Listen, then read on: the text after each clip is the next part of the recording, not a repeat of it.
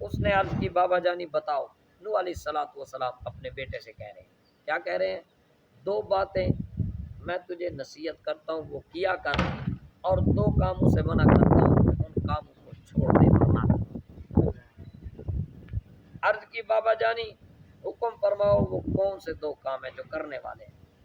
تو حضرت نوح علیہ الصلوۃ والسلام نے فرمایا، اے بیٹے کبھی اپنی زبان کو لا الہ الا اللہ سے فارغ نہ رکھنا، یعنی تمہاری زبان پہ ہر وقت لا الہ الا اللہ، کیا صحیح؟ لا الہ، ذرا ذوق پیدا ہو جائے، لا الہ الا اللہ، یہ کلمہ ہمارے لیے ذریعہ نجات ہے، تو نجات کا کام کیوں نہ کریں ہم، لا الہ الا اللہ۔ فرمایا اس کلمے کا ہمیشہ ورد رکھنا اور کبھی اللہ کے ساتھ کسی کو شریک نہ بنانا، کسی بھی طرح اللہ تعالیٰ کے ساتھ کسی کو شریک نہ بنانا۔ اور دوسرا فرمایا میں تجھے ایک کلمہ سکھاتا ہوں، تیرے رزق میں کمی نہیں آئے گی، تیرے رزق میں ہمیشہ برکت رہے گی۔ وہ رزق چاہے تیرا جسمانی ہو، چاہے وہ رزق تیرا روحانی ہو۔ جسمانی رزق بھی سبحان اللہ، لیکن روحانی رزق نہ ہو تو جسمانی رزق فائدہ نہیں دیتا۔ روحانی رزق چاہیے، جس کی روح نہیں جاگی اس کے جسم کے جاگنے کا کیا ہے؟ تو فرمایا تجھے میں ایک کلمہ سکھاتا ہوں، فرمایا اس کو تو جب پڑھے گا تو اللہ تعالیٰ اس کلمہ کے ذریعے اپنی تمام مخلوقات کو رزق دیتا ہے۔ گویا یہ کلمہ پھر یہ جو اب کلمہ آپ کی خدمت میں عرض کر رہا ہوں گویا تمام مخلوق پڑھتی ہے اس کو۔ فرمایا سرکار کی حدیث ہے یہ، سرکار نے فرمایا فرشتوں کا یہی وظیفہ ہے، فرشتوں کی عبادت ہے یہ، اور اللہ اسی کے ذریعے سب کو رزق دیتا ہے۔ وہ کیا؟ فرمایا جو کہے سبحان اللہ وبحمدہ، کیا کہے صحیح؟ سبحان اللہ وبحمدہ۔ فرمایا اے میرے بیٹے یہ دو کام ہیں جو ہمیشہ کیے کر، اور دو کام ہیں جن سے میں تجھے منع کرتا ہوں۔ وہ کون کون سے؟ فرمایا ایک تو کبھی اللہ کے ساتھ شریک نہ بنا، کبھی بھی اس کا شریک نہ بنانا۔ وہ صمد ذات ہے، بے نیاز ذات ہے، لم یلد ولم یولد، اس صفت والا ہے، نہ اس کی کوئی اولاد ہے، نہ وہ کسی سے جنا گیا ہے۔ تو ایک تو اللہ کے ساتھ کسی کو شریک نہ بنانا، اور چوتھا کام، دو کام تھے کرنے کے اور دو کام منع کرنے کے، ان میں دوسرا کام فرمایا کبھی تکبر نہ کرنا، کبھی غرور نہ کرنا، کبھی بڑائی نہ کرنا، کبھی یہ نہ کہنا کہ میں ہی کچھ ہوں تو کچھ بھی نہیں ہے۔ اور حقیقی معنی علماء کرام نے اس کا لکھا کہ سرکار کے فرمانے کا مطلب کیا ہے؟ فرمایا تکبر سے مراد فرمایا وہ کام نہ کرنا جن کاموں سے اللہ نے منع کیا ہو، اللہ اکبر، اور جن کاموں کا اللہ نے حکم دیا کبھی ان سے منہ بھی نہ موڑنا، یہ بھی تکبر ہوگا۔ جیسے آقا دو عالم نور مجسم صلی اللہ علیہ وسلم نے فرمایا جس نے جان بوجھ کے نماز کو ترک کیا گویا اس نے شرک کیا۔ اللہ اکبر، یہاں تکبر سے حقیقی معنی مراد ہے، وہ یہ ہے تکبر سے مراد یعنی حق کا انکار کرنا، اللہ تعالیٰ کی ذات کا انکار کرنا تکبر ہے۔ تو فرمایا کبھی تکبر نہ کرنا اور کبھی اللہ کے ساتھ شریک بھی نہ ٹھہرانا کسی کو، اور دو کام کرتے جانا، ایک لا الہ الا اللہ کو سینے میں جگہ دیتے جانا اور زبان پہ سبحان اللہ کا ورد کرتے جانا۔ اب ذرا کہہ دیجئے سبحان اللہ۔ اللہ پاک نے اپنے پاک کلام میں ارشاد فرمایا، جناب من رسول اللہ صلی اللہ علیہ وآلہ وسلم جب آپ دعوت حق اور دین کی دعوت دے رہے تھے تو ایسے معاشرے کو دعوت دے رہے تھے جو معاشرہ بت پرست تھا، بت پرست تھا، اور یہ بت پرستی پہلے نہیں تھی۔ عمر بن لحی نامی ایک شخص تھا مکے کا، وہ تجارت کرنے جو ہے شام میں جایا کرتا تھا، یعنی چلتا پھرتا آدمی تھا۔ وہ گیا شام میں، اس نے دیکھا کہ عیسائیوں نے مورتیاں بنائی ہوئی تھی عیسیٰ علیہ السلام کی، اب تک ان کے پاس ہیں۔ عیسائیوں نے ان کی مورتیاں بنائی ہوئی تھی اور انہوں نے اسے اپنی مسجدوں میں رکھا ہوا، وہ اپنی عبادت خانے جو ان کے تھے انہوں نے اس میں رکھا ہوا تھا، اور وہ اس کی طرف منہ کر کے نماز پڑھا کرتے تھے۔ تو جب وہ واپس آیا اس نے دیکھا ہماری قوم تو ایسا نہیں کرتی، یہ سارے حضرت اسماعیل علیہ السلام کے مذہب پہ تھے، سارے کے سارے، سارے حضرت ابراہیم علیہ السلام کے مسلک پہ تھے یہ سارے مکہ والے۔ عمر بن لئی جب ادھر سے آیا تو اس نے پھر اپنی قوم کو کہا تم کس کی عبادت کرتے ہو؟ انہوں نے کہا ہم ابراہیم علیہ السلام کی خدا کی عبادت کرتے ہیں، اسماعیل علیہ السلام جس رب کو سجدہ کرتے ہیں اسی کو سجدہ کرتے ہیں۔ انہوں نے کہا کیا رب؟ اس نے کہنے لگا کوئی رب سامنے بھی ہے؟ سامنے رب ہے تمہارے؟ ہمارا رب تو ہر جگہ موجود ہے، رب کے سامنے ہونے کا کیا مطلب ہے؟ اس نے کہا کہ جو جس کی عبادت کی جاتی ہے اس کا سامنا ہونا ضروری ہے۔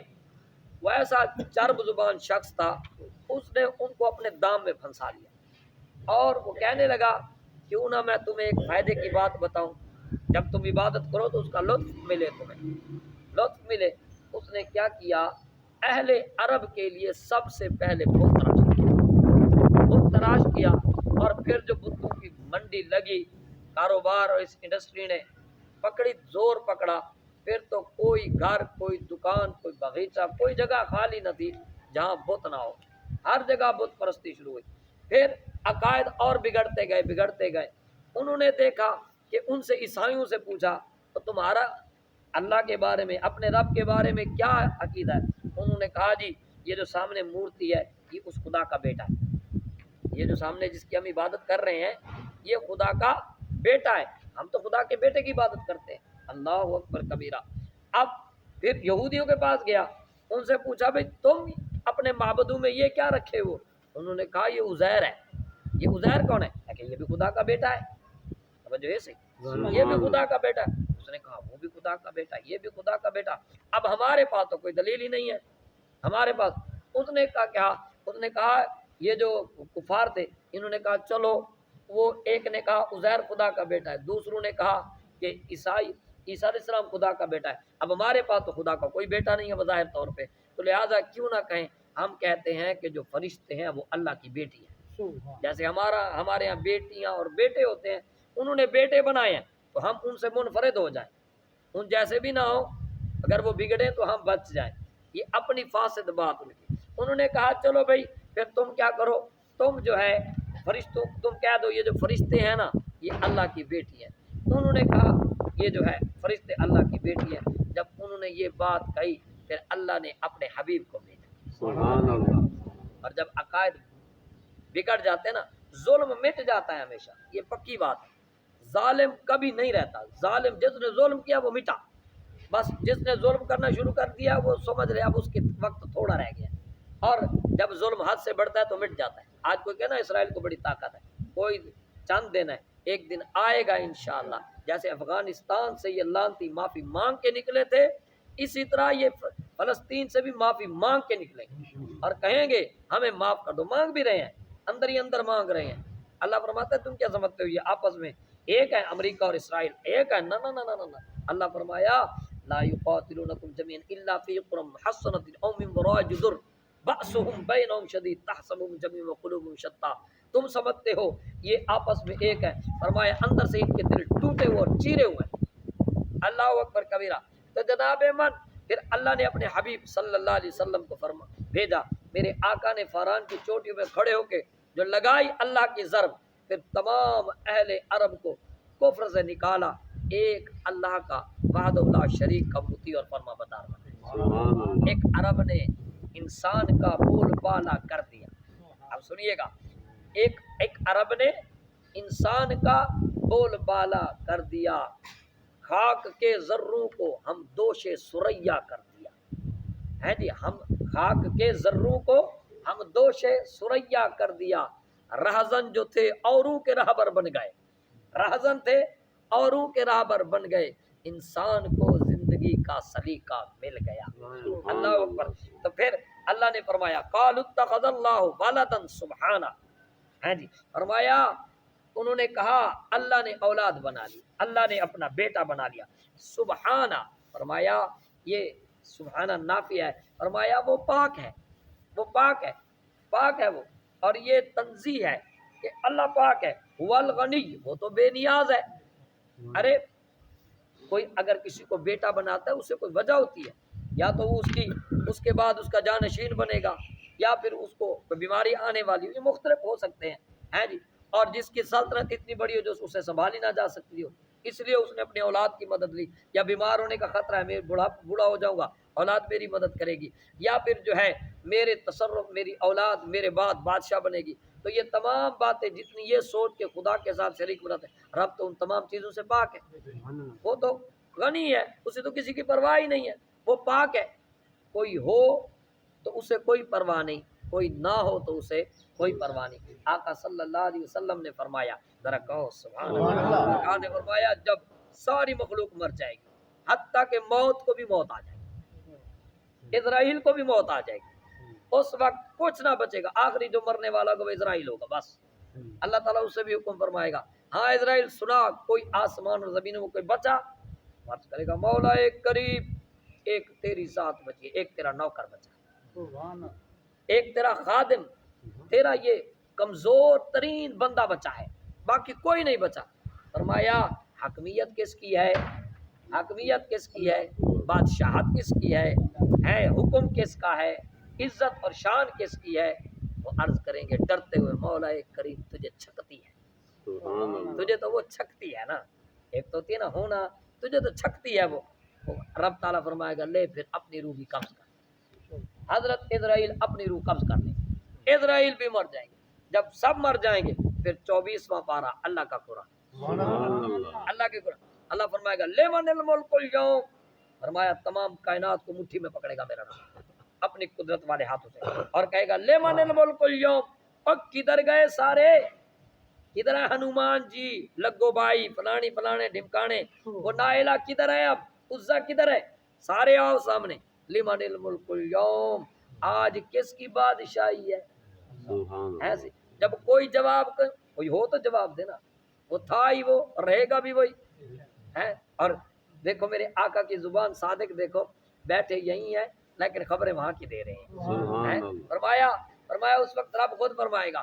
لمن الملک اليوم، وہ کس کی بادشاہی آج، پھر خود ہی کہے گا، ہاں سبحان اللہ، خود ہی سوال خود ہی جواب، لمن الملک اليوم، کس کی بادشاہی ہے، پھر کہے گا للہ الواحد القہار، آج تو بادشاہی اللہ کی ہے جو واحد ہے، اکیلا ہے، کوئی مقابلے میں تو آئے بولے کوئی، اور کس کی سیٹیاں ہی بند ہو چکی ہیں، للہ الواحد القہار، فرمایا آج اس کی بادشاہی ہے جو اللہ ہے جس کا نام، اور وہ واحد ہے اور زبردست ہے، طاقت والا ہے، اللہ نے فرمایا سبحانہ، وہ پاک ہے، والغنی، قرآن کتنا سونا ہے بھائی جان، اس جیسی کوئی محفل ہو سکتی ہے، کوئی محفل نہیں ہو سکتی، قرآن بھی سونا، سونا نبی بھی سونا، سونا اللہ بھی سونا، لہو ما فی السماوات و ما فی الارض، جو کچھ آسمانوں میں ہے، جو کچھ آسمانوں میں ہے، میں سمجھتا ہوں جو کچھ میں جانتا ہوں وہ بہت کچھ ہے، اللہ فرماتا تو کیا جانتا ہے، مجھے پتا ہے جو کچھ آسمانوں میں ہے،